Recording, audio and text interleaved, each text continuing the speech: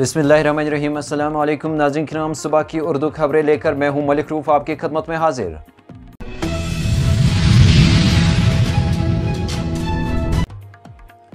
जिला राजौरी के एक अस्पताल के अंदर ड्यूटी पर मौजूद खातून डॉक्टर को मुबैना हिरासत करने के इल्जाम में एक शख्स को किया गया है गिरफ्तार। 52 रोजा अमरनाथ यात्रा हुआ इख्तिताम पजीर। करीब 5 लाख यात्रियों ने गुफा के अंदर किया दर्शन। यात्रा इस साल 29 जून से हो गई थी शुरू। जम्मू कश्मीर असेंबली इंतखाबात से कबल मरकजी वजीर और तेलंगाना बीजेपी के सदर जी किशन रेड्डी का बयान। कहा, पार्टी के कौमी सदर और मरकजी वजीर जेपी नड्डा की क़यादत में जल्द ही उम्मीदवारों के नामों को दी जाएगी हतमी शक्ल।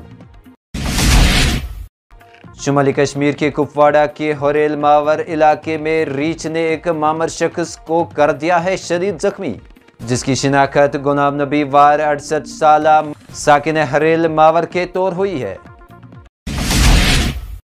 जम्मू कश्मीर के लिए हतमी इंतखाबी फरिश्ते और असेंबली इंतखाबात के लिए पहले मरहले का नोटिफिकेशन आज होगा जारी। जम्मू कश्मीर में वोटरों की तादाद 9 मिलियन तक पहुंचने की है तवक्का। असेंबली इंतखाबात से कबल भारतीय जनता पार्टी हमारे लीडरों को मुतासिर करने की कर रही है कोशिश। जम्मू कश्मीर अपनी पार्टी के तर्जुमान मुंतजिर मोहिद्दीन ने लगाया इल्जाम।